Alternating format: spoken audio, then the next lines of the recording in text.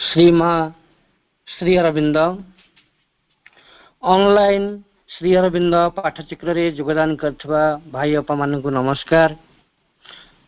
आजिर आलोच्य विषय एक विशाल समर्पण ही थिला तांकर शक्ति।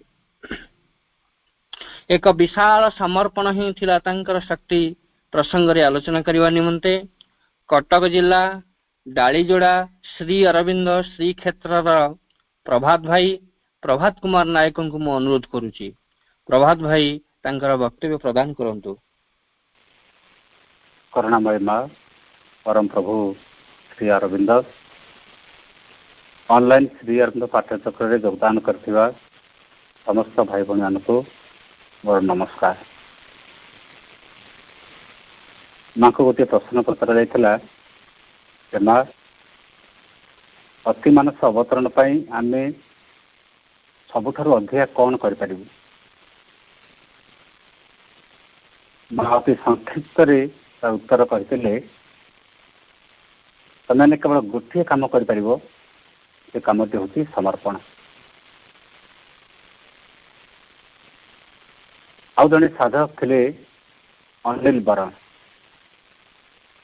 थे माँ गोटे चिठी लिखिले तमे मो पाखरे बाई आश्रम रे 100 वर्ष रही पार, कि तुम्हें जदि समर्पण करूना ताहले तमें मो ठार जी सहायता पाइबा कथा ताहा तुम पाई परिबो नाही। एमिति अनेक साधक मान को अनेक प्रकार चिठीर उत्तर भी अच्छी एवं श्री अरविंद माँ तांका समग्र जीवन व्यापी जो साधना कथा कहते जीवन में जहाँ कार्य भी करते आमे सर्वश्रेष्ठ चूड़ांत पर्याय पहुँचवा केवल ही गोटे कथा को देखा ता ना हूँ समर्पण। जो भाई भाई मैंने अधिक श्री अरविंद माँ ग्रंथ अध्ययन करती देखिए आमे समर्पण कहले गोटे शब्द खाली शुणु ताको इंग्रजी कहे सरेंडर। आप देखिए लेटर संजोग बही भितर केते प्रकार समर्पण कथा को श्री अरविंद लिखिं।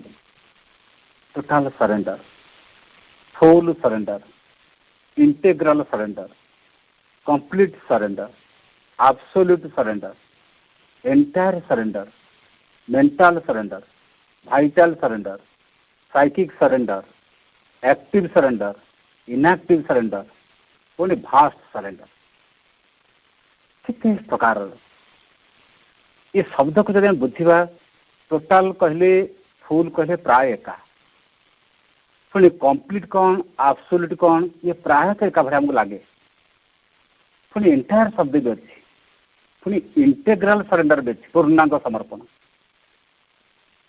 हाँ मेंटल सरेंडर कहले मानसिक समर्पण, वाइटल समर्पण कहले प्राणिक समर्पण, साइकिक सरेंडर कहले पैतृक समर्पण, पुणी गोटे से लिखते परफेक्ट सरेंडर परिपूर्ण समर्पण। माँ बही आप देखिए गोटे अध्याय लिखाई अनरिजर्व सरेंडर निशेष समर्पण। जो अध्याय पढ़ती चेतना नमनीयता निशेष समर्पण ताको लिखते अनरिजर्व सरेंडर। ताने आम समर्पण कहले गोटे शब्द शुणुछु बा बुझुछु श्री अरविंद माँ चेतना भीतर प्रवेश कले समर्पण एक विशाल एक व्यापक आम समग्र सत्ता भितर बोधे समर्पणटी हो नाही। से लिखली समग्र सत्तार सकल अंश पूर्ण रूपे समर्पित हवा उचित। समग्र सत्ता शरीर प्राण मन ता सहित पुणी अंतर्मन अंतर प्राण अंतर शरीर आहर केते कोषाणुराजी ये सबू बोधे समर्पण करू नाहंती। से इतनी प्रकार समर्पण लिखले एवं शेष में सावित्री महाकाव्य लाइन को लिखले ये भास्ट सरेंडर गोटे विशाल समर्पण ही थिला तांकर शक्ति। तेणु से आम देखा ये जोग समर्पण आरंभ हुए और ये जोग समर्पण शेष बोली एक कथा लिखाई। माँ जहाँ कहले तुम जब समर्पण करूना ताले मोटार तुम किसी भी सहायता पाइपर ना। समर्पण कहले प्रकृत में तार अर्थ कौन? समर्पण अर्थ हूँ संपूर्ण अर्पण समर्पण सब किसी देदेवा। ये कहीं गोटे मनुष्य को देदेप कहुच्छी एवं सी दब क्या पाखे ଏଠି ସମର୍ପଣ ହେବ ଭକ୍ତ ଆଉ ଭଗବାନ ପାଖରେ, ସାଧକ ଏବଂ ଯିଏ ସାଧ୍ୟ ତାଙ୍କ ପାଖରେ। ଏଠି ଜଣେ ସମର୍ପିତ ହେବ ଆଉ ଜଣେ ସମର୍ପଣ ଗ୍ରହଣ କରିବ। ଯିଏ ସମର୍ପଣ କରିବ ଏବଂ ଯିଏ ସମର୍ପଣକୁ ଗ୍ରହଣ କରିବ, ଯିଏ ସମର୍ପିତ ହେବ ସେ ତାକୁ ମାନିବ, ବୁଝିବ, ତା କଥା ଅନୁସାରେ ଚାଲିବ। ଏହା ହିଁ ହେଉଛି ସମର୍ପଣ। ମାନିବ, ବୁଝିବ, ତା କଥା ଅନୁସାରେ ଚାଲିବ। ଗୋଟେ ବହୁତ ପୁରୁଣା କଥା ଆମେ ବେଳେବେଳେ ଶୁଣୁ। ଜଣେ ମାଲିକ ଗୋଟେ ବଜାରକୁ ଯାଇଥିଲେ ଜଣେ କ୍ରୀତଦାସ କିଣିକି ଆଣିବା ପାଇଁ। ଗୋଟେ ସମୟ ଥିଲା, ଦାସ ପ୍ରଥା ଥିଲା। ଦାସ ବୋଲି ଯାହାକୁ ଚାକର ବୋଲି କହନ୍ତି ତାକୁ କିଣିକି ଆଣୁଥିଲେ। ସେତେବେଳେ ଏମିତି ସମୟ ଥିଲା କ୍ରୀତଦାସ ବି କିଣା ହେଇକି ଆସୁଥିଲା। ଘରକୁ ଆଳୁ, ଡାଲି, ଚାଉଳ, ପରିବା କିଣା ହେଇକି ଆସିଲା ଭଳି କ୍ରୀତଦାସ ମଧ୍ୟ କିଣା ହେଇକି ଆସୁଥିଲା। ଏ ମାଲିକ ଜଣକ ଜଣେ ଦାସକୁ କିଣିକି ଆଣିଛନ୍ତି। ଆଣି ତାକୁ ଘରେ ପହଞ୍ଚିଲା ପରେ ସେ କ୍ରୀତଦାସକୁ ମାଲିକ ପଚାରୁଛନ୍ତି, ଆଜି କ'ଣ ଖାଇବୁ କହ? ସେ ଦାସ କହୁଛି, ଏତେ ବଡ଼ ସ୍ୱାଧୀନତା ମୋର କାହିଁ ଆଜ୍ଞା, ମୁଁ ଆପଣଙ୍କର ଦାସ, ମୁଁ କ'ଣ ଖାଇବି କଥା ମୁଁ କେମିତି କହିପାରିବି? ଆପଣ ମାଲିକ, ଆପଣ ମୋତେ ଯାହା ଦେବେ ତାହା ମୁଁ ଖାଇବି। ପୁଣି ମାଲିକ ପଚାରିଲେ, ଏଟା କେଉଁଠି ଶୋଇବୁ କହ? ନା ସେ କଥା ମୁଁ କ'ଣ କହିପାରିବି? ଆପଣ ମାଲିକ, ମୁଁ ଆପଣଙ୍କର ଦାସ, ଆପଣ ମୋତେ ଯେଉଁଠି ଶୋଇବା ପାଇଁ କହିବେ ସେଇଠି ବି ଶୋଇବି। ମୋର ଏତେ ବଡ଼ ସ୍ୱାଧୀନତା କାହିଁ ଯେ ମୁଁ କହିପାରିବି ମୁଁ ଏଇଠି ଶୋଇବି ବୋଲି? ତାପରେ ପୁଣି ମାଲିକ କହୁଛନ୍ତି, ଆଜି କ'ଣ କାମ କରିବୁ କହ? ନା ସେ କଥା ବି କ'ଣ ମୁଁ କହିବି? ଆପଣ ମାଲିକ, ମୁଁ ଆପଣଙ୍କର ଦାସ, ଆପଣ ମୋତେ ଯେଉଁ କାମ ଦେବେ ମୁଁ ସେ କାମ କରିବି। ମୁଁ କେମିତି କହିପାରିବି ମୁଁ ଏଇ କାମ କରିବି ବୋଲି? ତାପରେ ମାଲିକ ଜଣେ କହୁଛନ୍ତି, ତୁ ମୋର ଦାସ ନା ମୁଁ ତୋର ଦାସ? ତୁ କ'ଣ ଖାଇବୁ ମୁଁ ଚିନ୍ତା କରିବି, କ'ଣ ପିନ୍ଧିବୁ ମୁଁ ଚିନ୍ତା କରିବି, କି କାର୍ଯ୍ୟ କରିବୁ ମୁଁ ଚିନ୍ତା କରିବି, କେଉଁଠି ଶୋଇବୁ ମୁଁ ଚିନ୍ତା କରିବି। ତାମାନେ ସବୁବେଳେ ମୋତେ ଯିଏ ତୁ ତୋ ଚିନ୍ତାରେ ଲଗେଇ ଦେଇଛୁ, ମୁଁ ତ ତୋର ଦାସ ହେଇଗଲି, ତୁ କ'ଣ ମୋର ଦାସ? ଜଣେ ଯେତେବେଳେ ମାଲିକ ପାଖରେ ପୁରାପୁରି ଦେଇଦିଏ, ମାଲିକ ପୁରା ତା କଥା ବୁଝନ୍ତି। ଏହା ହେଉଛି ପ୍ରକୃତ ସମର୍ପଣ। ଦାସର ସମର୍ପଣ ହେଉଛି ପ୍ରକୃତ ସମର୍ପଣ। ତେଣୁ ସମର୍ପଣ ଭାବରେ ପାଇବା ଥାଏ କମ୍, ଦବା ଥାଏ ବେଶୀ। ପ୍ରକୃତ ସମର୍ପଣରେ ବେଶୀ ଦବା ଥାଏ, ପାଇବା କମ୍ ଥାଏ। ଏବଂ ଜଣେ କାହା ପାଖରେ ସମର୍ପଣ କରିବ? ଯେତେବେଳେ ଜଣଙ୍କର ଗୁଣ, ତା କର୍ମ, ତା ଚରିତ୍ର, ତା ପ୍ରଭାବ ଯେତେବେଳେ ଆଉ ଜଣଙ୍କର ବେଶୀ କ୍ରିୟାଶୀଳ ହେବ, ସେ ବ୍ୟକ୍ତି ଆପେ ଆପେ ତାଙ୍କର ସମର୍ପଣ କରିବ। ଆପଣ ଜଣକୁ ଭଲ ପାଇବେ, ଜଣଙ୍କର ବ୍ୟକ୍ତିତ୍ୱ ଆପଣଙ୍କୁ ଭଲ ଲାଗିବ, ତା କାର୍ଯ୍ୟକଳାପ ଭଲ ଲାଗିବ ଏବଂ ତାର ସମଗ୍ର ଜୀବନ କାର୍ଯ୍ୟ ଆପଣଙ୍କୁ ଭଲ ଲାଗିବ, ଆପଣ ଅଟୋମେଟିକ୍ ତାପରେ ସମର୍ପିତ ହେଇଯିବେ। ସେମିତି ଯେତେବେଳେ ଆମେ ଭଗବାନଙ୍କର ସୁରକ୍ଷା, ତାଙ୍କ କୃପା, ତାଙ୍କ ଆଶୀର୍ବାଦ, ତାଙ୍କର ଜ୍ଞାନ, ଏ ସବୁ କଥା ପ୍ରତି ଯେତେବେଳେ ଆମେ ବୁଝିପାରିବା ସେ ପରମ ଦାତା, ଆମେ ହେଉଛୁ ଚରମ ଗ୍ରହିତା। ସେ ଆମକୁ ସବୁ ଦେଇଛନ୍ତି, ସବୁ ଦେଉଛନ୍ତି।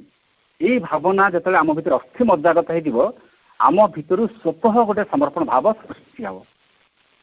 ଏବଂ ଯେତେବେଳେ ସମର୍ପଣ ଭାବଟି ଆମ ଭିତରେ ସୃଷ୍ଟି ହେବ, ତାଙ୍କ ଭିତରେ ଆମ ଭିତରେ ବିଶେଷ କିଛି ପାର୍ଥକ୍ୟ ରହିବ ନାହିଁ। ସମର୍ପଣ ଆମେ କାହିଁକି କରିବା, କ'ଣ ପାଇଁ କରିବା? ଦେଖନ୍ତୁ, ବେଳେବେଳେ ଆମ ଜୀବନ ଯାତ୍ରା ଇତି ଦୁର୍ବିସହ, ଆମ ଜୀବନ ଇତି ପରାଧୀନ।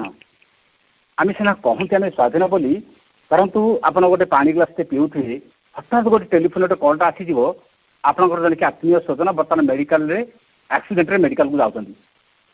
ପାଣି ଗ୍ଲାସଟା ପିଉଥିଲେ ମଧ୍ୟ ବେଳେବେଳେ ତଣ୍ଟି ପାଖରେ ଅଟକି ଯିବାର ସମ୍ଭାବନା ଅଛି। ପାଣି ଭଳି ଜିନିଷ, ଯିଏ ତରଳ ଜିନିଷ ସେ ଭିତରକୁ ଆଉ ଯିବନି।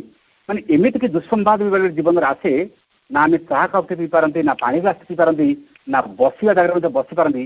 ତାମାନେ ଆମେ ପ୍ରତି ମୁହୂର୍ତ୍ତରେ ପରିସ୍ଥିତି ପାଖରେ ପରାଧୀନ, ଘଟଣା ପାଖରେ ପରାଧୀନ, ଅବସ୍ଥା ପାଖରେ ପରାଧୀନ, ବ୍ୟକ୍ତି ପାଖରେ ପରାଧୀନ।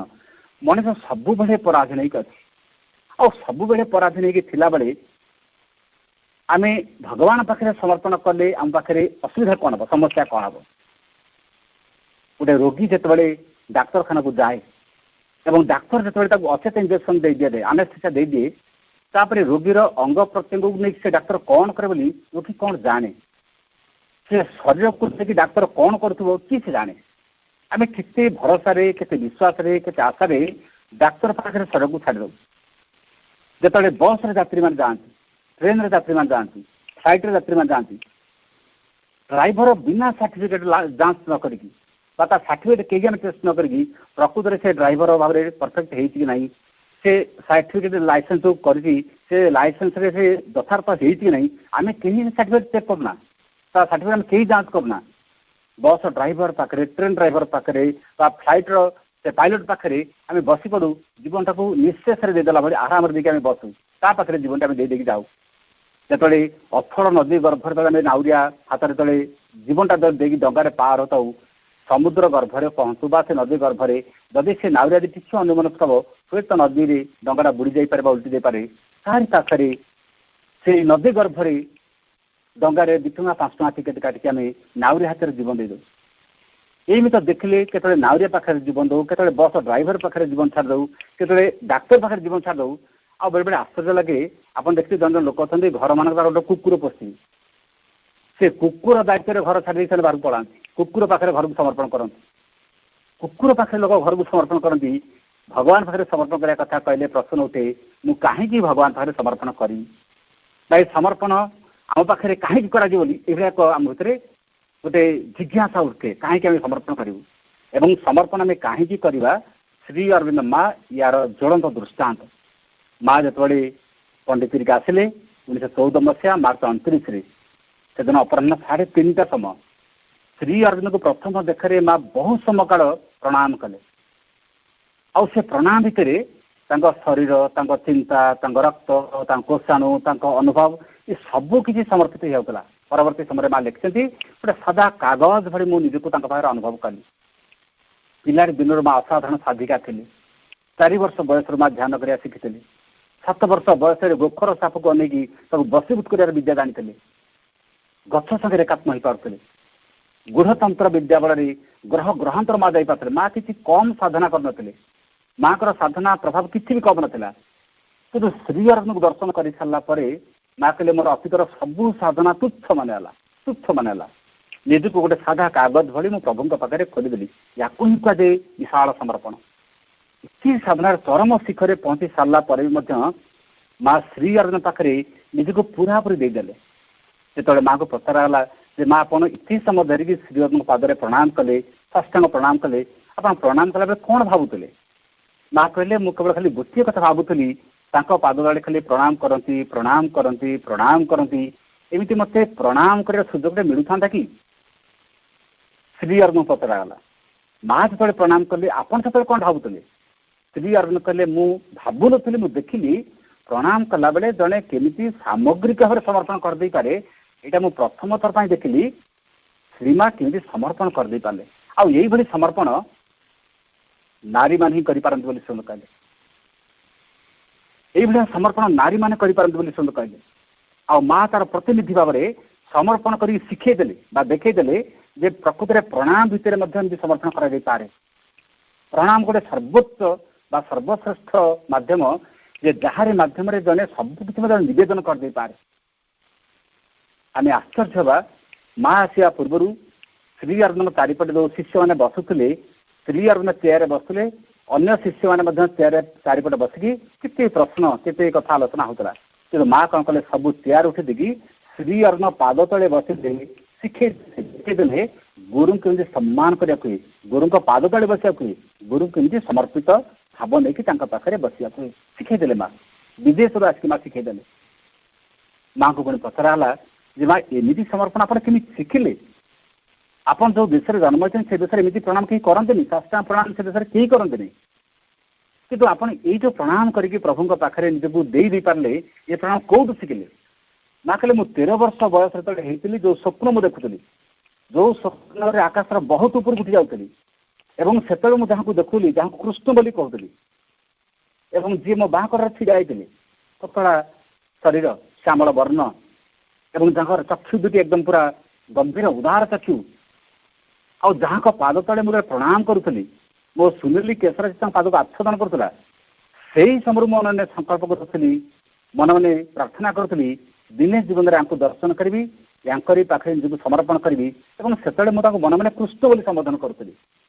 ମା ଦେଖିନଥିଲେ ଶ୍ରୀ ଅରବିନ୍ଦଙ୍କୁ କୃଷ୍ଣ ବୋଲି ବି କ'ଣ ଜାଣିନଥିଲି କିନ୍ତୁ ସ୍ୱତଃ ତାଙ୍କ ଅନ୍ତର ଭିତରୁ କୃଷ୍ଣ ବୋଲି ଗୋଟେ ଶବ୍ଦ ଆସୁଥିଲା ୟାଙ୍କୁ ଦିନେ ମୁଁ ଜୀବନରେ ଦର୍ଶନ କରିବି ଏବଂ ୟାଙ୍କରି ପାଖରେ ସମର୍ପଣ କରିବି। ତାମାନେ 13 ବର୍ଷ ବୟସ ବେଳୁ ମା ସୂକ୍ଷ୍ମରେ ପ୍ରଭୁଙ୍କୁ ପ୍ରଣାମ କରିବା ଅଭ୍ୟାସ ଜାରି ରଖିଛନ୍ତି। ଆଉ ପଣ୍ଡିଚେରୀକି ମା ଆସିଲେ 1914 ମସିହା ସେତେବେଳେ ମାଆଙ୍କୁ ବୟସ 36 ବର୍ଷ ବୟସ। ତାମାନେ ଏଇ 36 ବର୍ଷ ଏବଂ ନିଜର ବୟସ 13 ବର୍ଷ ଆପଣ ପାଖାପାଖି ହିସାବ କରୁ ଏଇ ମଝିରେ 23 ବର୍ଷ କାଳ ମା କେବଳ ସ୍ୱପ୍ନରେ ବା ସୂକ୍ଷ୍ମରେ ପ୍ରଣାମ କେମିତି କରିବେ ବୋଲି ସେଦିନକୁ ପ୍ରାକ୍ଟିସ୍ କରୁଥିଲେ ସବୁଦିନ ଅଭ୍ୟାସ ରଖୁଥିଲେ सबुदिन स्वप्न से जो जाऊले यही होती माँ और श्री अनुसार संपर्क। ये जो संपर्क हूँ गोटे विशाल समर्पण केमी करे माँ शिखेदेले। आ श्री अरविंद माँ का पाखे केमी जो दे पारती कितने शिशु भाई जो दे पारती माँ भी श्री अरविंद माँ का पाखे केमी निवेदन करे तो शिशु पर माँ तार श्री तार उदाहरण दृष्टांत आम आगे शिखे। आम जानते जो चंपकलाल प्रथम आसिले पंडित की श्री अरविंद पादे गोटे घंटा काल प्रणाम करते साष्टांग प्रणाम पूरा सीधा। आ श्री अरविंद निश्चल मेरे भाव में छिड़ा गोटे घंटा काल चंपलाल प्रणाम ग्रहण कर सारापर मुंडे कपाल हाथ मारी कहते इतर उठ किसी कथा सी होते ये गोटे सबुठ बड़ मध्यम प्रणाम भितर केमी समर्पण कर। भगवान श्रीकृष्ण भगवद गीतार कहते त्वमेव शरण गच्छ सर्वभावेन भारत त्वमेव शरण गच्छ तुम्हें शरण जाओ। अर्जुन को भगवान कहते तुम्हें शरण जाओ सर्वभावेन भारत ये भारत भाई अर्जुन तुम्हें सबू किसी देकी शरण जाओ। आम जी माँ बड़ी पढ़ती समर्पण करने भगवान पाखे भागवत सत्संग पाखे निजे जहाँ निजर जहाँ कि निज चेतना प्रत्येक स्तर प्रत्येक वृत्ति निजे जहाँ निजर जहाँ कि श्री अरविंद कथा लिखते भगवद गीतार भगवान श्रीकृष्ण कहते सर्वभावेन भारत मान तुम जहाँ कि सब भाव में तुम बाहर समर्पण कर एवं समर्पण कले लाभटा कौन हम तत्प्रसाद परम शांति तत्प्रसाद कृपारू परम शांति परम शांति जन पाइब। आज आम जो शांति शांति बोली चित्कार करूँ कहीं शांति मिलूना ना समर्पण करना समर्पण करूना एवं से कले समर्पण कले कौन हम परम शांति मिल स्थान प्राप्त शाश्वतम भगवान पाखे तुम गोटे स्थान सुरक्षित हो तेणु जी समर्पण कर पाखु जीव यह हूँ भगवान अभय बाणी अभय प्रतिश्रुति। जमी आप घर जब बिक्री करदे घर जब बिक्री करदे घर भितर जहाँ थी सब बिक्री जदि घर भर मूषा थे चुचुंदरा थे बुढ़ियाणी थे एपरिक जहाँ भी था साप बेंग भी था सबू जमी बिक्री जाए जी भगवान पाखे शरीर को समर्पण कर दिए शरीर को समर्पण करदे मन भी समर्पित हो जाए प्राण भी समर्पित हो जाए चेतना भी समर्पण हो जाए एपरिक रोग भी थे रोग भी समर्पण हो शरीर जब भगवान होगा से रोगटा भगवान हम कहार हम तेणु व्यक्ति जिते आम कहतु यज्ञर कुंडे आप जहाँ देवे आप नड़िया पकड़े भी अग्नि घीओ पकड़े भी अग्नि चाउल पकड़े भी अग्नि कहीं यज्ञ जो विराट अग्नि प्रज्वलित होती आपड़ से भर जहाँ फोपाड़े सब अग्नि से देखा शुभाशुभ फल रेब तुम शुभ अशुभ सब फल समर्पित हो एपरिक कंचा कदली गछ पकईदेले ता भी अग्नि कंचा कदली गछटा पूरा पूरी पानी देखिए समुदाय पानी अच्छी अनेक भाग पाखे पानी थी पानी धर निआ धर उत्पादन किसी ना कंचा कदली गछ पाखे जो बहुत देर अग्नि जलुची से कंचा कदली गछ पकईदेले ता भी अग्नि हो जाए ताने यज्ञ कुंडे सब अग्निमय जाए सेमती भगवान पाखे आम जहाँ दे दू जहाँ समर्पण करो सबकि भगवतमय हो जाए से भगवान अभय प्रतिश्रुति देले सर्वधर्मान परित्यज्य मामेकम शरण ब्रज तमें सबू धर्म छाड़ी ये जिते प्रकार धर्म रीति नीति प्रथा परंपरा ये सब बाह्य क्रिया ये सबू को छाड़ी से कहले परित्यजन सबू त्याग कर दियो मामेकम शरण ब्रज मोरी शरण तुम आस अहम ता सर्वपापेभ्यो मु तुमको सकल पापर मुक्त करदेवी मोक्ष छाड़ी पापर मुक्त करदेवी यही प्रतिश्रुति अभय भगवान व्यत आउ किए से देपारे सकल पापर मुक्त करदेवी यही कथा केवल ही भगवान कहते जदि सकल पापर मुक्त न करूँ दस्यु रत्नाकर बाल्मीकि नहीं था तुलसीदास परम साधु क्यों नहीं था बिल्लो मंगल जीवन एत बड़े परिवर्तन क्यों नहीं था जगाई माथी एत बड़े परिवर्तन क्यों नहीं था अंगुली माला एत बड़े परिवर्तन क्यों था सबू पाप को विनाश कर दिखती मुक्त कर जीवन एमती परिवर्तन हो जाए तो व्यक्ति जो परिपूर्ण समर्पण हो जाए परिपूर्ण समर्पण करे ता भितर आउ पार्थक्य बोध किसी रहे गोटे छोटिया प्रश्न माँ को पचारा कि माँ प्रकृत में समर्पण कहले आप कौन बुझाती माँ कहले समुद्र गोटे ग्लास पानी मन कर तुम उठेब बर्तमान ग्लास भर के पानी कहले ग्लास पानी ना बर्तमान से ग्लास पानी को समुद्र पुणी ढाड़ी दि जाऊ पानी ग्लासा समुद्र ढाड़ी देला पानी ग्लास बर्तमान कौन है ना समुद्र मिशीगला समुद्र संगे एकाकार होगा ना पानी ग्लासा बर्तमान समुद्र ढाड़ी देला बर्तमान पानी ग्लास को समुद्र अलग कर हम कि ନା ସମୁଦ୍ର ମିଶିଗଲା ପରେ ପାଣି ଗ୍ଲାସଟା କେମିତି ଅଲଗା କରିହେବ? ପାଣି ଗ୍ଲାସଟା ବର୍ତ୍ତମାନ ସମୁଦ୍ରରେ ମିଶିକି ସମୁଦ୍ର ସାଙ୍ଗରେ ସମୁଦ୍ର ହେଇଗଲା। ମା କହିଲେ ଇଆରି ନାଁ ହେଉଛି ସମର୍ପଣ।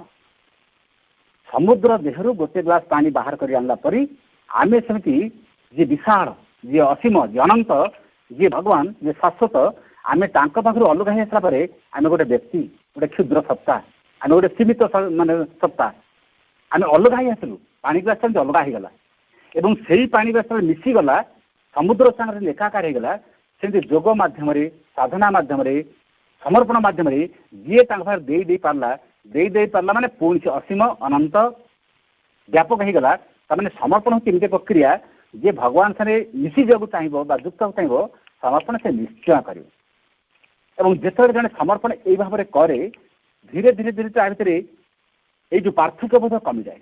ପାର୍ଥକ୍ୟ ବୋଧ କ'ଣ? ମୁଁ ବୋଲି ଗୋଟେ ବୋଧ ଏବଂ ମୋର ବୋଲି ଗୋଟେ ବୋଧ ଏଇଟା କମିଯାଏ। ଏବଂ ସମର୍ପଣ ପୁଣି ତିନି ପ୍ରକାର ସମର୍ପଣ ଥରେ ଲେଖାଯାଇଛି। ଗୋଟେ ସାତ୍ବିକ ସମର୍ପଣ, ଗୋଟେ ରାଜସିକ ସମର୍ପଣ, ପୁଣି ଗୋଟେ ସାତ୍ବିକ ସମର୍ପଣ। ସାତ୍ବିକ ସମର୍ପଣ ହେଉଛି ଯେ ମୁଁ ତାଙ୍କ ଦ୍ୱାରା ପରିଚାଳିତ ହେଉଛି, ମୋର ନିଜର ବୋଲି କିଛି ଇଚ୍ଛା ନାହିଁ, ମୋତେ ସେ ଯେମିତି ଯୁଆଡ଼େ ନିଅନ୍ତି ମୁଁ ସେମିତି ଯାଏ। ଏଇଟା ହେଉଛି ସାତ୍ବିକ ସମର୍ପଣ। ସେ ସମର୍ପଣ କରୁଛି, ମୋର ନିଜର କିଛି ଇଚ୍ଛା ନାହିଁ, ମୋର ନିଜର କିଛି କାମନା ବାସନା ନାହିଁ, ମୋର କିଛି ନାହିଁ, ଏଇ ଭାବଟା ବି ସାତ୍ବିକ ସମର୍ପଣ ଯାଉଛି। ଏହା ବି ମଧ୍ୟ ଭିତରେ ଗୋଟେ ଚିହ୍ନା ବି ଅଛି। ରାଜସିକ ସମର୍ପଣ ହେଉଛି ମୁଁ ଯେତିକି କାର୍ଯ୍ୟ କରୁଛି ମୋ ଭଳି ଏମିତି ସମର୍ପିତ କାର୍ଯ୍ୟ କିଏ ସେ କରିବ? ଏତେ କାର୍ଯ୍ୟ ମୁଁ ସମର୍ପିତ କରୁଛି ବୋଲି ତ କାର୍ଯ୍ୟଟା ହେଉଛି ନା। ମୋର ବୁଦ୍ଧି, ମୋର ଜ୍ଞାନ, ମୋ ଚିନ୍ତା ସବୁ ନିବେଦିତ ହେଇଛି ବୋଲି ସିନା କଥା ହେଇଯାଉଛି। ଯେହେତୁ ରାଜସିକ ସମର୍ପଣ, ସମର୍ପଣ କରିଛି କିନ୍ତୁ ମୁଁ ଆଉ ମୋର ବୋଧ ବି ଅଛି, ସବୁ ମୁଁ କରୁଛି ବୋଲି ଚାଲେଇଛି। ଆଉ ତାମସିକ ସମର୍ପଣ ହେଉଛି ଆମେ ଅଧମ, ଆମେ ଅକୃତଜ୍ଞ, ଆମେ ବା କ'ଣ ସମର୍ପଣ କରିପାରିବୁ? ସମର୍ପଣ କଲାବେଳେ ଆମେ କିଏ? ବ୍ୟକ୍ତି ଭିତରେ ଏଇଭଳିଆ ଗୋଟେ ବୋଧ ଅଛି ଯେ ଆମେ କ'ଣ ସମର୍ପଣ କରିବୁ? ବ୍ୟକ୍ତି ସମର୍ପଣ କରି ପାରିବ, ବ୍ୟକ୍ତି କାହିଁକି ସମର୍ପଣ କରିବନି? କାରଣ ବ୍ୟକ୍ତି ପାଖରେ ଏମିତି ବି କିଛି ଉପାଦାନ ଅଛି ଯିଏ ସମର୍ପଣ ବି କରିପାରେ। ବ୍ୟକ୍ତି କହିବନି ନା ମୋ ଦ୍ୱାରା କିଛି ନାହିଁ ବା ମୁଁ କିଛି କରିପାରିବି ନାହିଁ। ଯେତେବେଳେ ସେ ସମର୍ପଣ କରି ଅଭ୍ୟାସ କରିବା ଆରମ୍ଭ କରିବ ଦେଖିବେ ତା ଜୀବନ ଭିତରେ ଗୋଟେ ସୁରକ୍ଷାର ଶକ୍ତି ତା ଚାରିପଟେ ଘେରିକି ରହିବ। ମାର୍କଣ୍ଡେୟ ଋଷିଙ୍କୁ ଜନ୍ମ ପୂର୍ବରୁ ବର ମିଳିଲା। ବାପା ଯିଏ ମୂର୍ଖଣ୍ଡ ତପସ୍ୟା କରୁଥିଲେ, ଭଗବାନ ଶିବ କହିଲେ ତମେ ଅନେକ ସନ୍ତାନ ଯଦି ଚାହୁଁଛ ତମେ ଅନେକ ସନ୍ତାନର ଜନକ ହେଇପାର, କିନ୍ତୁ ସେମାନେ ବହୁତ ବର୍ଷ ବଞ୍ଚିବେ, ଦୁଷ୍ଟ ହେବେ, ଉଦ୍ଧତ ହେବେ, ଅତ୍ୟାଚାରୀ ହେବେ।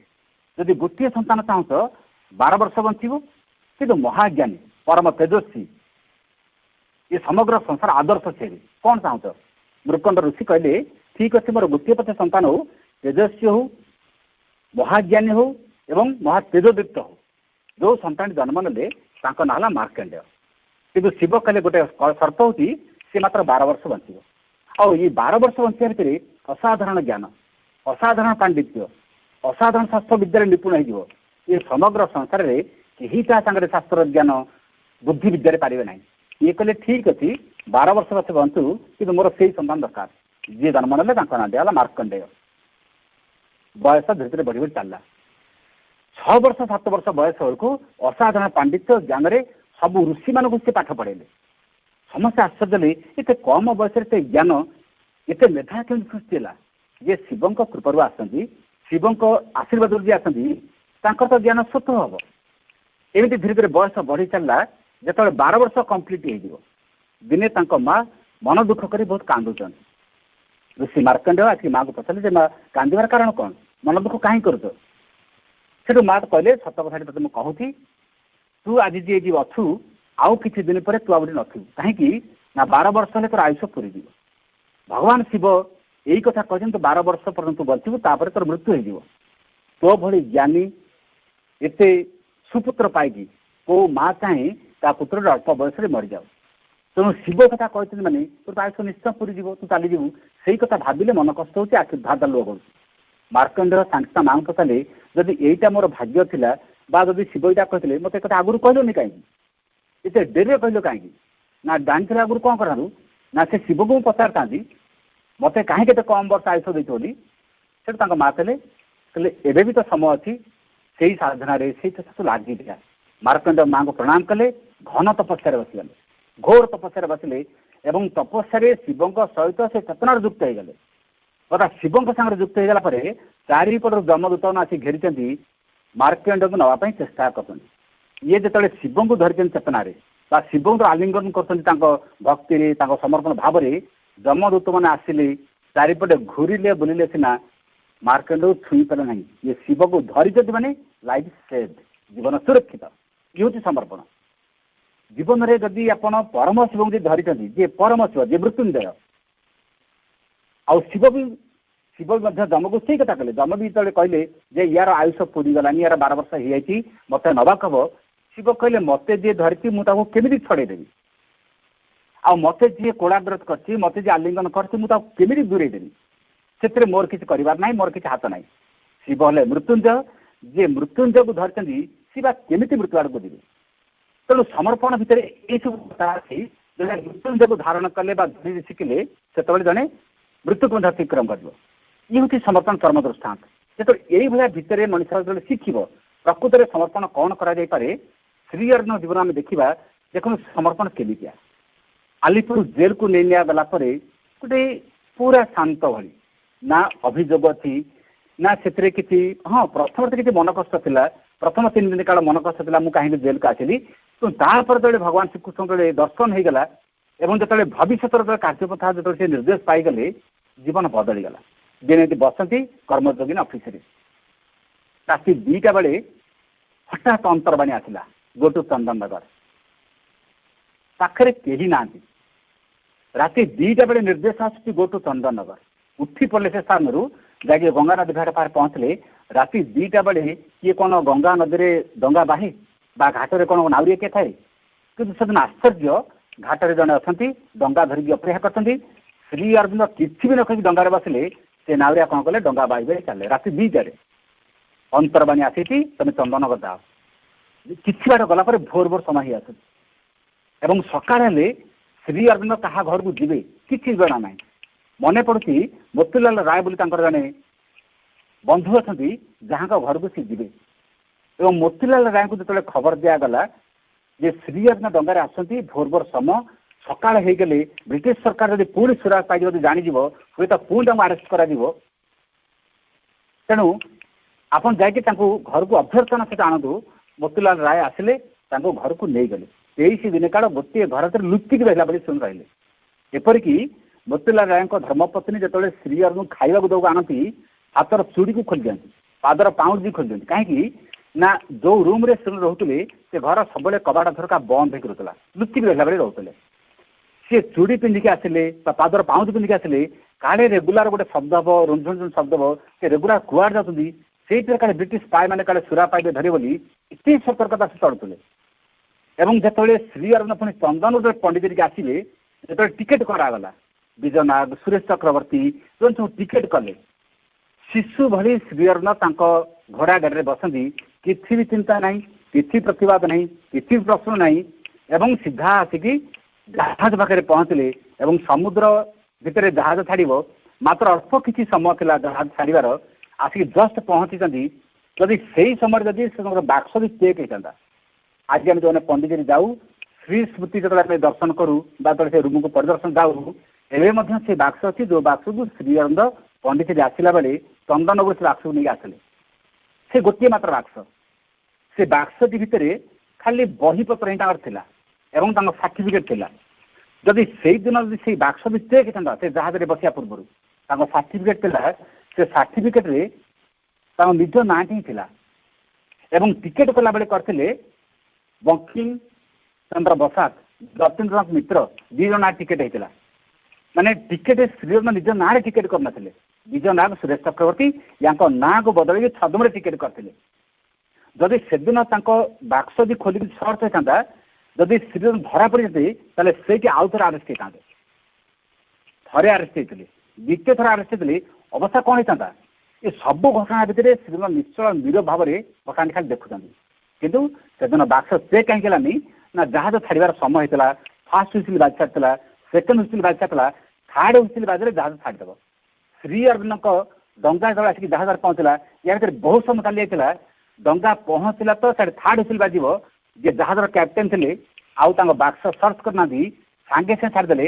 କାରଣ ଶ୍ରୀ ଅରବିନ୍ଦଙ୍କୁ ମାତ୍ର ଅଳ୍ପ କେତୋଟି ବାକ୍ୟ ଇଂରାଜୀରେ ପଚାରିଲେ, ଆଉ ଏତେ ସୁନ୍ଦର ଇଂରାଜୀ କହିଲେ, ସେ ସୁନ୍ଦର ଇଂରାଜୀ ଶୁଣିକି ଛାଡ଼ିଦେଲେ। ଶ୍ରୀ ଅରବିନ୍ଦ ଜାହାଜରେ ବସିଲେ, ପଣ୍ଡିଚେରୀକି ଆସିଲେ। ଯଦି ସେଦିନ ତାଙ୍କର ସେ ଜାହାଜ ବାକ୍ସ ଦେଇ ଚେକ୍ ହେଇଥାନ୍ତା, ओरिजिनल सर्टिफिकेट बाहर था से दिन पुणी ब्रिटिश सरकार स्पाई मैंने से धरिक आरेस्ट करते अवश्य परवर्त समय से उनको इवनिंग टॉक्स पचराई जे आपण तो स्वयं अवतार अवतार ही के भय कौन पाई निज ना को छद्म टिकेट करेले जतीन्द्रनाथ मित्र बंकिमचंद्र बसाक आप लुचिकी आसला बेले आसिले भगवान कहीं शत्रु मान कहीं डरती श्री अरविंद सुंदर उत्तर देले कहले थरे जेल जाकि जो कष्ट जो दंतना पाई आउ द्वितीय थर जेल जाए मोर लोभ नाला कि भगवान का दर्शन पाए मोर लोभ भी नाला ताने थरे जेल को आसला हाँ भगवान श्रीकृष्ण दर्शन से पाई कि कम कष्ट जंत्रणा पाई कि खाद्य कष्ट जंत्रणा बिछणार जो कष्ट ये सब कौन कम ये कौन भूलिया जिन से कहले थरे मुझे कष्ट पाई आउ थे जाऊ थे भगवान दर्शन पाइबी यही लोभ मोर नाला तेणु कहते तुम प्रकृत ज्ञान ना कौन सत्य कौन मिछ तुम जापर ना तमें जहाँ कौच मु टिकेटा चेंज करदेली आउ जन ना मिथ्या मिथ्या नुह क्या ओरिजिनल ना कराई श्री अरविंद को ब्रिटिश सरकार फांसी देता मृत्युदंड दंडित करता आदि प्रकृति सुंदर से दिन धरा पड़ी था कि फांसी पाई था ना से पंडित आसपार था ना श्रीमाई पंडित आसते ना साधना प्रश्न उठता ना रूपांतर कथा किए चिंता करता ना अतिमान शक्ति अवतरण करता ना पृथ्वीर भाग्य बदली था ना मनुष्य भितर अतिमानव जाति दिव्य मानवर ये परिकल्पना सृजन क्या भितर आसता जदि मानव समाज कल्याण लगी जगतर उद्धार लगी गोटे विश्व गोटे महत्वर कार्य लगी जब यही भाई कार्य टी कराए सहीटा कौन अधर्म सहीटा कौन मिथ्या प्रकृत सत्य प्रकृत मिथ्या मनुष्य यही तल स्तर जाने उच्चतर ज्ञान ना मनुष्य जापर ना एम जीवन देखा श्री अरविंद जीवन प्रति मुहूर्त प्रति पदक्षेप विपद थिला किंतु प्रति पदक्षेप प्रति मुहूर्त विपद थाई जीवन कितनी मात्रा समर्पित ये सबू कथा को से सहजरे एवं सरल भाव में ग्रहण करनी होती जीवन में यही सब समस्या असुविधा को से केते सावली भाव में ग्रहण करनी या कहुए प्रकृत समर्पण एवं जो ये समर्पण जन प्रकृत में कै से जो जो समस्या आम चारिपटे घेरिकी थाए जहाँ जाने समस्या बोली कथाऊ ये समस्या रहा आपण समुद्र यात्रा भी करुला बेले जदि आप जहाज अच्छा जीवन सुरक्षित समुद्र भितर जहाँ भी था कुंभीर था मगर था सांकुच था जहाँ भी था किंतु थे जब आप जहाज भितर अच्छा आउ जीवन विपद कौन ठीक सेमती जड़े व्यक्ति जो भगवान पाखे समर्पण कर दिए से पाखे समर्पण करी जीवन विपद कौन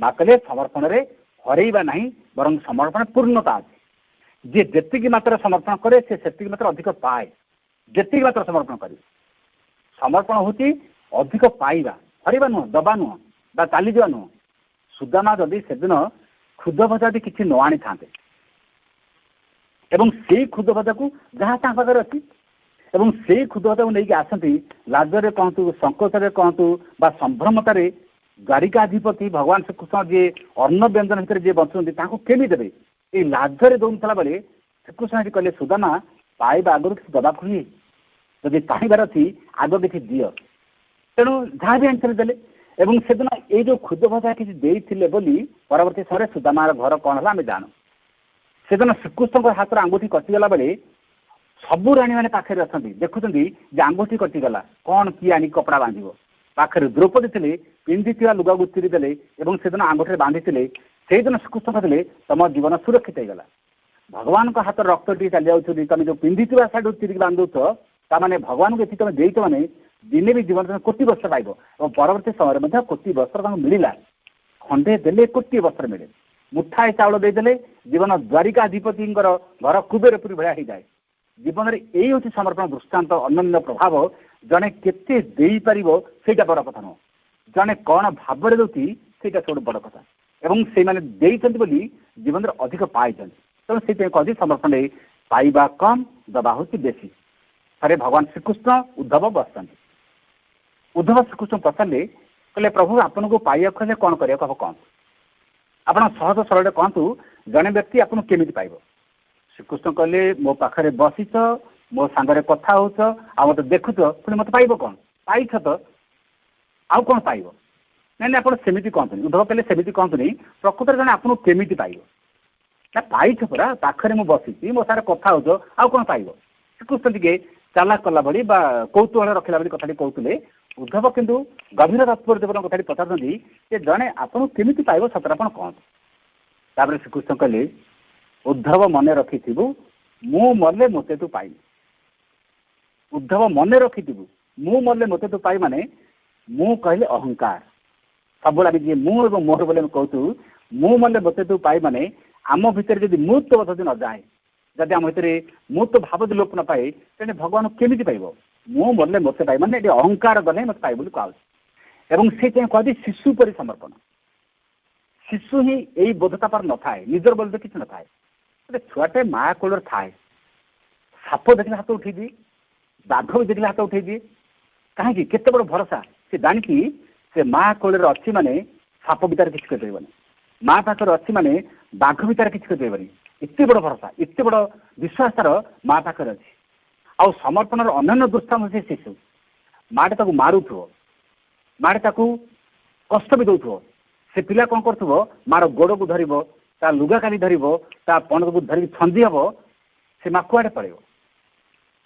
ପିଲାକୁ ମା ମାରୁଥିଲେ ମଧ୍ୟ ସେ ପିଲା ଯଦି ମାର ଗୋଡ଼କୁ ଯଦି ଧରେ ତା ଲୁଗାକୁ ଯଦି ଧରେ ତା ପଣତକୁ ଧରି ଯଦି କାନ୍ଦିବ ଏବଂ ଯେତେବେଳେ ସେଇ ମା ଯେତେବେଳେ ତା କୋଳକୁ ଟେକି ନେଇଯିବ ସେଇ ପିଲା ଯେତେବେଳେ ମାର ବକ୍ଷରେ ମୁଣ୍ଡ ଗୁଞ୍ଜି ଦେବ ପରମାଶ୍ରୟ ପରମାଶ୍ୱାସନ ସେ ପିଲା ମାଡ଼ ଖାଇଥିଲେ ମଧ୍ୟ ଗୋଟେ ମୁହୂର୍ତ୍ତରେ ଭୁଲିଯାଏ ଯେ ସେ ମାଟି ମାରିଥିଲା।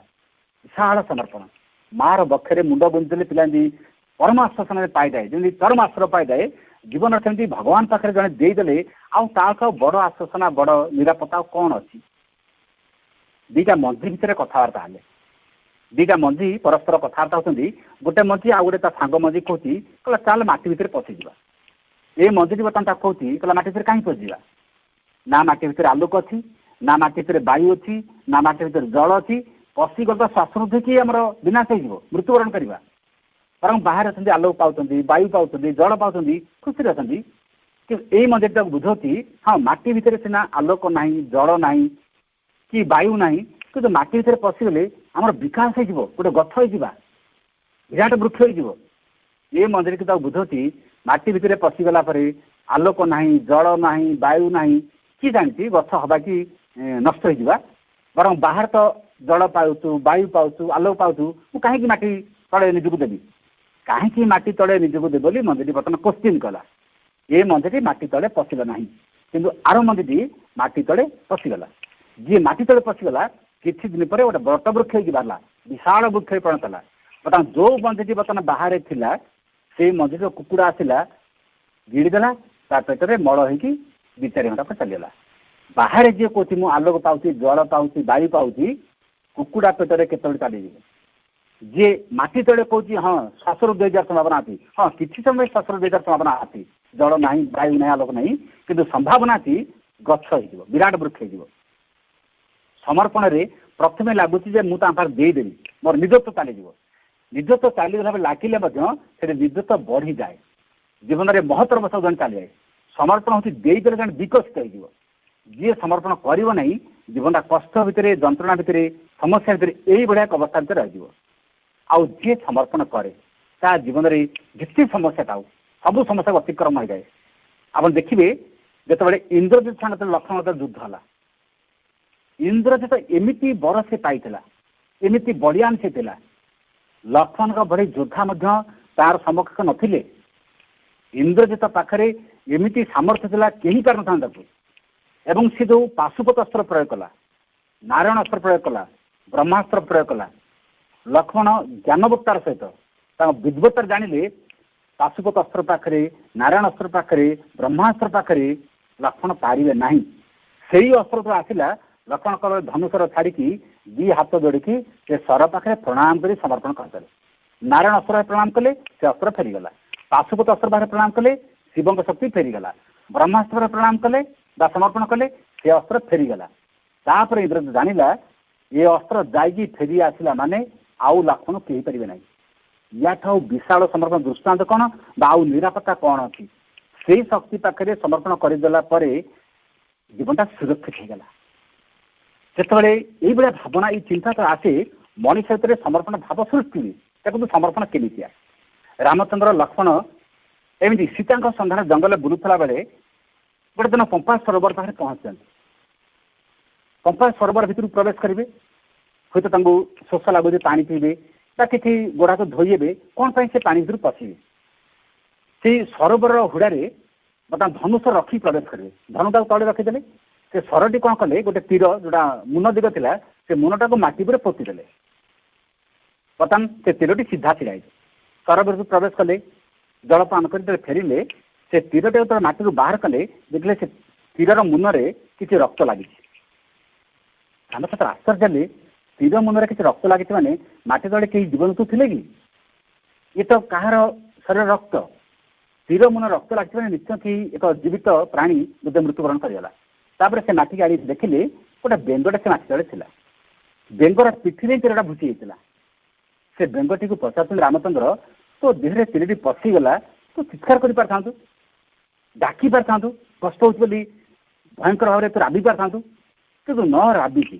चित्कार न करी तीर जंत्रणा कष्ट को सह्य कर गलु केमी बेंग जहाँ उत्तर देला रामचंद्र पाखे किसी कहबार नाला बेंग कहला प्रभु लोक मैंने कष्ट पाइला बेले दुख पाइला बेले जंत्रणा पाइला बेले आपन को डाकन आप रक्षाकर्ता आप तारणकर्ता कि आपन जो निजे कष्ट दौरान आप जो निजे मारी दौरान आप जो निजे जंत्रणा दौरान मुझे डाकी था कष्ट दबा लोक तो आपन मारिवा लोक तो आपन जंत्रणा दबा लोक तो आपन आउ किस अच्छी जे मत रक्षा करे मुझे डाकी था गोटे बेंग भितर देखते कि समर्पित भाव सी कहते रक्षा करने लोक आपन आपन जो मत निजे तीर भूसी मारुंट मुझे क्या डाकी ये केते ज्ञानर कथा ये छोटे दृष्टांत जीवन में बुझा कथा जो कष्ट हो दुख हो जंत्रणा हो जो भगवान पाखु आसिकी आउ किस रक्षा करदेव कौ ग्रह पूजा कले किए रक्षा करदेव कौ मुदी चारि पाँच अंगूठे पिंधे किए रक्षा करदेव कुआड़े गले कौ किए रक्षा करदेव जदि सबकि भगवान को आशीर्वाद आसूसी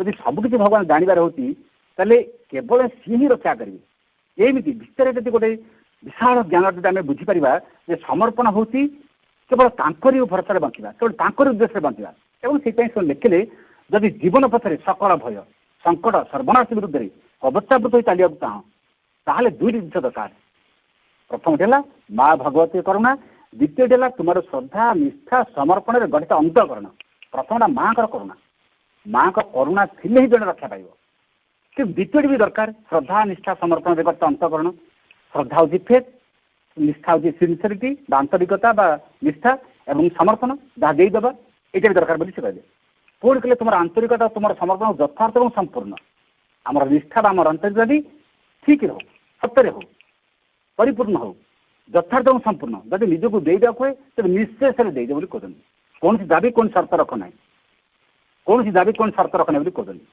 मन पड़ती गोटे सुंदर कथा जड़े बेकार युवक रोजगार तार कि ना रोजगार ना तामसिक लोक सी कि परिश्रम करे चेष्टा किसी करनी सी दिन जाकि शिव मंदिर अध्याय पड़ा शिव को आशुतोष बोली कहती अल्प डाकिले सी काले शुणती शिव मंदिर अध्याय पड़ी हठात शिव आविर्भूत हो गले और ये बेकार युवक कहते कहीं सबुदिन आसिक अध्याय पढ़ी प्रार्थना करूँ ना प्रभु मोर रोजगार किसी ना कि मोर साह भरसा आश्रा ना मुझे सब आसी आप मो दुख दूर करूँ भगवान शिव कहले कौन कहतु दुख कौन मत आप 100 टଙ୍କା सब दिंतु मोर खर्च से हो 100 टଙ୍କା हेल्ले मुझे आराम चलि भल चलि मतलब सबुद 100 टଙ୍କା दिंतु शिव को ये युवक 100 टଙ୍କା मांगला सी तो भगवान सी कहले गोटे कम कर मुझे 100 टଙ୍କା देवी कि गोटे सर्त ना सर्त कौन ना सबुदिन तू 20 टଙ୍କା रोजगार करके दे मुझे 100 टଙ୍କା देवी शिव कहते 20 टଙ୍କା रोजगार करके दे तो मुझे 100 टଙ୍କା देवी ये युवक भगवान को पाठ पढ़िया युवक ये एत चालाकिया ये कौन आप गोटे कम करूँ से 20 टଙ୍କା काटी नहीं 80 टଙ୍କା तो आडजस्ट कर चलि भगवान कहते 20 टଙ୍କା परिश्रम करके दे तो मुझे 100 टଙ୍କା देवी ये कौन 20 टଙ୍କା काटिक 80 टଙ୍କା दौना आडजस्ट कर चलि ताने मनुष्य किसी करना सब तुम दे सब कर या कहे तामसिक समर्पण जो मैंने भावती भगवान तुम सबकि करदे ये तामसिक निश्चेषतार उद्धार पाइबा चेष्टा कर यहीटा को यथार्थ समर्पण भूल धारणा कर यह समर्पण नुह यही भाया समर्पण बेले बेले भावु पुणी सब लिखती तुम श्रद्धा तुम आंतरिकता और समर्पण जिते पूर्णतर हो तुम श्रद्धा आमर भलता जिते पूर्णतर हो एवं तुम आंतरिकता समर्पण जिते पूर्णतर हो माँ का करुणा अफल से ही घेदेव आउ जदि माँ भगवती करुणा अफ तुम संगे रही तेज आउ एपरी कौन सी कि तुम स्पर्श कर तुम भय कर यही कृपारू अल्प टिके भी तुमको सकल बाधा विपत्ति संकट पार करदेव ତାଙ୍କର ପୂର୍ଣ୍ଣ ଉପସ୍ଥିତି ତୁମକୁ ଆବୃତ ରଖେ ତୁମେ ନିରାପଦରେ ତୁମେ ତୁମ ଚାଲି ପାରିବ। କାରଣ ସେ କଥା ହେଲା ମାଙ୍କର ଏ ଜଗତରେ ହଉ କି ଅଦୃଶ୍ୟ ଜଗତରେ ହଉ କୌଣସି ଶତ୍ରୁ ଶକ୍ତି ତୁମ ସମ୍ମୁଖରେ ଠିଆ ପାରିବନି। ଏ ବାକ୍ୟ ସମସ୍ତେ ପଢିଛୁ। ମୁଁ ତାର ଶେଷ କଥା କହୁଛି, ସମୟ ହେଇଯିବ। ଆଶ୍ରମ ଜଣେ ସାଧକ ଥିଲେ, ତାଙ୍କ ନାଁ ହେଉଛି ଗଙ୍ଗାଧରଜୀ। ସେ ଯେତେବେଳେ 6 ବର୍ଷ 7 ବର୍ଷ ବୟସରେ ହେଇଥିଲେ, ତାଙ୍କର ସୂକ୍ଷ୍ମ ଜ୍ଞାନରେ ତାଙ୍କ ଚୈତ୍ୟ ସତ୍ତା ବୋଧେ ସେତେବେଳେ ଜାଗ୍ରତ ହେଇଥିଲା। 7 ବର୍ଷ 8 ବର୍ଷ ବୟସରୁ ତାଙ୍କ ଘର ଅଗଣାରେ ସେ ଖେଳନ୍ତି, ଘର ସାମ୍ନା ଦାଣ୍ଡରେ ଖେଳନ୍ତି। ମାଙ୍କର ଗାଡ଼ି ଯେତେବେଳେ ଯାଏ, ପବିତ୍ର ଯେତେବେଳେ ଗାଡ଼ି ଚଲେଇ ଯେତେବେଳେ ଯାଆନ୍ତି, ତାଙ୍କ ଘରଟା ହେଉଛି ଆରିୟାନ କୁପମ୍, ଆଶ୍ରମ ଠାରୁ 7-8 କିଲୋମିଟର ଦୂର। ସେତେବେଳେ ସେ ରାସ୍ତାଘାଟ ଏତେ ଭଲ ନଥିଲା, ଏକଦମ ଅପନ୍ତରା ଅଞ୍ଚଳ, ଏକଦମ ପୁତିଗନ୍ଧମୟ ଏରିଆ, ଯୋଉଠିକି ଘୁଷୁରୀ ଚରୁଥିଲେ, ଏକଦମ ବହୁତ ନାଳ ନର୍ଦ୍ଦମା କଣ୍ଟକା ଏଇଭଳିଆ ପୁତିଗନ୍ଧମୟ ଏରିଆ। ସେଇ ବାଟ ଯେତେବେଳେ ମାଙ୍କର ଗାଡ଼ି ଯେତେବେଳେ ଯାଏ ସବୁଦିନ, ଏ ପିଲାଟି କ'ଣ କରେ, 7-8 ବର୍ଷ ପିଲା ମାଙ୍କ ଗାଡ଼ିକୁ ପ୍ରଣାମ କରେ ଏବଂ ମାଙ୍କ ଗାଡ଼ି ପଛରେ ଦୌଡ଼େ। ଏମିତି ସବୁ ସେଇ ଦିନଠାରୁ ମାଙ୍କ ଗାଡ଼ି ଯିବ 2-3 କିଲୋମିଟର ଯାଏ ତା ପଛରେ ଦୌଡ଼ୁଥିବ। କ'ଣ ସେ ବୁଝେ କ'ଣ ଜାଣେ, ମାଙ୍କ ଗାଡ଼ି ପଛରେ ସେ ଗୋଡ଼ାଏ। ଧୀରେ ଧୀରେ ଧୀରେ ବଡ଼ ହେଇଛି, ତାକୁ ଯେତେବେଳେ 12 ବର୍ଷ ହେଇଛି, ସେ କ'ଣ କରିଛି, ମାଙ୍କ ଗାଡ଼ି ପଛରେ ଗୋଡ଼େଇ ଗୋଡ଼େଇ ଗୋଡ଼େଇ ଆଶ୍ରମ ଯାଏ ଆସେ। ଆଶ୍ରମ ହେଉଛି ଆରିୟାନ କୁପଠାରୁ ମାନେ 7-8 କିଲୋମିଟର ଦୂର। ଆଶ୍ରମ ପର୍ଯ୍ୟନ୍ତ ଆସିବ ଏବଂ ଆଶ୍ରମରୁ କ'ଣ କରିବେ, ମା ଗାଡ଼ିରୁ ଓହ୍ଲେଇବେ। ଗାଡ଼ିରୁ ଓହ୍ଲେଇ ସାରିକି ଯେତେବେଳେ ମା ଯିବେ, ଏ ପିଲା ଟିକେ ମାଆକୁ ଅନେଇବ, ମାଆକୁ ଦେଖିବ। ତାପରେ ମା ଚାଲିଗଲା ପରେ ପିଲାଟି ପୁଣି ଘରକୁ ଚାଲି ଚାଲି ଫେରେ। ବହୁତ ଦିନ କାଳ ଏମିତି କରିଛି। ତାକୁ ଯେତେବେଳେ 17 ବର୍ଷ ବୟସ ହେଇଛି, ସେ ଦିନ ଏମିତି ଗୋଡ଼େଇ ଗୋଡ଼େଇ ଆସିକି ପୁରା ମାଙ୍କ ଡୋର ଯୋଉ ଗାଡ଼ିରୁ ବାହାରିବେ, ସେ ଡୋର ପାଖରେ ଛିଡ଼ା ହେଇଛି। ମା ଗାଡ଼ିରୁ ବାହାରିଲେ, ଏ ପିଲାକୁ ଦେଖିକି ମୁଣ୍ଡକୁ ଆଉଁସିଲେ, ପିଲାକୁ ଟିକେ ଆଶ୍ୱାସନା ଦେଲେ, ଗେଲ କଲେ ଏବଂ ତାପରେ ମା ଚାଲିଗଲେ। ମାଆକୁ ଇଏ ପଚାରୁଛି, ମା ମୋତେ ଆପଣ ଆଶ୍ରମରେ ରଖିଦିଅନ୍ତୁ। ମା କହିଲେ, ଛୋଟ ଅଛୁ, ସାନ ଅଛୁ, ଟିକେ ବଡ଼ ହେଇଯା, ଆଶ୍ରମ ରହିବୁ। ଯେହେତୁ ବୟସ 17 ବର୍ଷ, ମା କହୁଛନ୍ତି ତୁ ଛୋଟ ପିଲା, ସାନ ପିଲା, କାହିଁକି ରହିବୁ, ଟିକେ ବଡ଼ ହେଇଯା, ରହିବୁ। ତାପରେ ସେ ପିଲା ଯାଇକି ତାଙ୍କ ଗାଁରେ ତାଙ୍କ ପରିବାର ସବୁଆଡ଼େ କହିଲା, ମୁଁ ଆଶ୍ରମରେ ରହିଯିବି, ମୋତେ ମା ଆଶ୍ରମରେ ରଖିଦେବେ, ମୋତେ ମା ଆଶ୍ରମରେ ରହିବା ପାଇଁ କହିଲେଣି। ଯେତେବେଳେ ସେ ପିଲା ବର୍ତ୍ତମାନ ଏମିତି ସବୁବେଳେ କହିଲା, ମୁଁ ବର୍ତ୍ତମାନ ଆଶ୍ରମରେ ରହିବି, ମା ମୋତେ ରଖିଦେବେ ବୋଲି କହିଛନ୍ତି, ବା ଆଶ୍ରମକୁ ସବୁଦିନ ପାଇଁ ଚାଲିଯିବି, ବର୍ତ୍ତମାନ ଘର ଲୋକ ଜାଣିଗଲେ ଏ ଆଶ୍ରମକୁ ସବୁଦିନ ପାଇଁ ଚାଲିଯିବ। ତାପରେ କ'ଣ କଲେ, ତାଙ୍କ ଘର ଲୋକ ଆଉ ଜଣକ ଲୋକକୁ ପଠେଇକି କହିଲେ, ଆସିକି ଆଶ୍ରମରେ ମାଆଙ୍କ ପାଖରେ କହିଲେ ଯେ, ମା ସେ ପିଲାଟା ଗୋଟେ ଚୋର, ସେ ଚୋରି କରିଛି, ତା ନାଁରେ ୱାରେଣ୍ଟ ଦିଆଯାଇଛି, ପୋଲିସ କୋଉ ଧରିକି ନେଇ ଆରେଷ୍ଟ କରିବ। ତେଣୁ ଏମିତି ଗୋଟେ ଚୋର ପିଲାକୁ ଆପଣ ରଖିବା ପାଇଁ ଆଶ୍ରମରେ କାହିଁକି ମନେ କରିଛନ୍ତି? ସେ ପିଲାଟା ରହିଲେ ଆଶ୍ରମରେ ଅସୁବିଧା ହେବ। ତେଣୁ ସେ ପିଲାଟା ବିଷୟରେ ଆପଣ ଜାଣନ୍ତୁନି, ବହୁତ ଦୁଷ୍ଟ, ବହୁତ ବଦମାସ। ଏଇଟା ମା ଯୋଉଠି ଶୁଣିଲେ, ମା ଯାଇକି ଶ୍ରୀହରିଙ୍କୁ କହିଲେ ସେ ପିଲାଟା ଆଶ୍ରମରେ ରହିବାକୁ ଚାହୁଁଛି, ଲୋକମାନେ ତା ନାଁରେ ମିଛରେ ବଦନାମ କରୁଛନ୍ତି, ସେ ପିଲାଟା ଚୋର, ଆଉ ଚୋରି କରିଛି, ୱାରେଣ୍ଟ ଅଛି, ସତରେ ସେ କ'ଣ ଚୋର? ଶ୍ରୀହରିନ କହିଲେ ଆଜି ହିଁ ତାକୁ ଆଶ୍ରମ ରଖାଯାଉ। ସିଏ ସେଠି ରହିଲେ ତା ପାଇଁ ବହୁତ ଅସୁବିଧା, ବହୁତ ସମସ୍ୟା, ଆଜି ତାକୁ ଆଶ୍ରମ ରଖାଯାଉ। ଏବଂ ସେଇ ପିଲା ସେଇଦିନ ଆଶ୍ରମ ରହିଗଲା। ସେ ସାଧକ ନାଁ ହେଉଛି ଗଙ୍ଗାଧରଜୀ। 17 ବର୍ଷ ବୟସ ଆଶ୍ରମ ରହିଲା। ଶ୍ରୀହରି କହିଲେ ୟାକୁ ହିଁ କହିଲେ ପୂର୍ଣ୍ଣ ସମର୍ପଣ, ପରଫେକ୍ଟ ସରେଣ୍ଡର, ପୂର୍ଣ୍ଣ ସମର୍ପଣ। ଯେତେବେଳେ ଜଣେ ପ୍ରସ୍ତୁତ ହେଇଗଲା, ମୁଁ ସବୁଦିନ ପାଇଁ ରହିବି, ତା ଚାରିପଟେ ବାଧା ଆସିଗଲା। ସେ କହିଲେ ଇଏ ବାହାରେ ରହିଲେ ବେଶୀ ବାଧା ପାଇବ, ବେଶୀ କଷ୍ଟ ପାଇବ, ଲୋକମାନେ ତାକୁ ବେଶୀ ହଇରାଣ କରିବେ, ତେଣୁ ତାକୁ ସମ୍ପୂର୍ଣ୍ଣ ଭାବରେ ସବୁଦିନ ରଖିଦିଅ। ସବୁଦିନ ପାଇଁ ସେ ରହିଗଲେ। ବ୍ୟକ୍ତି ଭିତରୁ ଯେତେବେଳେ ଏଇଭଳି ଗୋଟେ ଆକୁତି ଯେତେବେଳେ ସୃଷ୍ଟି ହୁଏ, ମୁଁ ସବୁଦିନ ପାଇଁ ରହିଯିବି, ତାପରେ ତା ପାଇଁ ସବୁ କିଛି ବଦଳେ, ସବୁ ଅବସ୍ଥା ଚେଞ୍ଜ ହେଇଯାଏ, କିଛି କିଛି ସମସ୍ୟା ତା ପାଇଁ ରହେନି। ଏଇ ଭାବନା ତ ଆମ ପାଖରେ ଆସେ, ଆମ ଜୀବନର ସମର୍ଥନ ଅଧିକ ଅଧିକ ବଢ଼େ। ଗୋଟେ ବାପାର ସମ୍ପତ୍ତିରେ ଯେମିତି ପୁଅର ଭାଗ ଅଛି, ଠିକ୍ ସେମିତି ଭଗବାନଙ୍କ ସମ୍ପତ୍ତିରେ ଆମେ ଭଗବାନ ସନ୍ତାନ ହିସାବରେ ଆମର ବି ଭାଗ ନାହିଁ କି? ତାଙ୍କର ସମ୍ପତ୍ତି କହିଲେ ଜ୍ଞାନ, ତାଙ୍କର ସମ୍ପତ୍ତି କହିଲେ ଚେତନା, ତାଙ୍କର ସମ୍ପତ୍ତି କହିଲେ ଆନନ୍ଦ, ତାଙ୍କର ସମ୍ପତ୍ତି କହିଲେ ଆଲୋକ। ଏଇ ଯେତେ ଦିବ୍ୟ ବିଭବ, ଯେତେ ଦିବ୍ୟ ଐଶ୍ୱର୍ଯ୍ୟ, ଆମର ମଧ୍ୟ ଭାଗ ବି ଅଛି। କିନ୍ତୁ ଭାଗ ଅଛି କହିଲେ ହେବନି।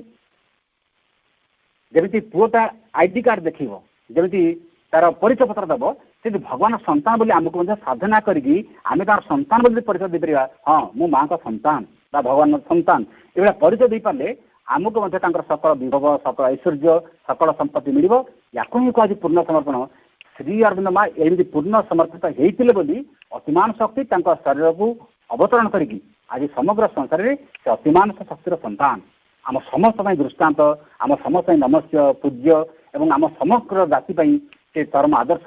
ଏଇଭଳିଆ ଦୃଷ୍ଟାନ୍ତକୁ ଆମେ ଯଦି ଜୀବନରେ ଗ୍ରହଣ କରିବା ଏବଂ ବୁଝିବାକୁ ଚେଷ୍ଟା କରିବା, ଆମ ଜୀବନ ଭିତରେ ସମର୍ପଣ କ୍ରିୟା ଆରମ୍ଭ ହେଉ ଏବଂ ସମର୍ପଣ କ୍ରିୟା ମାଧ୍ୟମରେ ଆମେ ତାଙ୍କ ସହିତ ଗୋଟେ ଅଭେଦ ଏକାତ୍ମତା ଲାଭ କରିବା ଏବଂ ଜୀବନ ଆମ ଭିତରେ କିଛି ତଫାତ୍, କିଛି ପ୍ରାର୍ଥନା ରଖି ଜୀବନଟା ଭଗବତ୍ମୟ ହେବ, ଜୀବନଟା ଦିବ୍ୟ ଜୀବନ ଆଡ଼କୁ ଯିବ।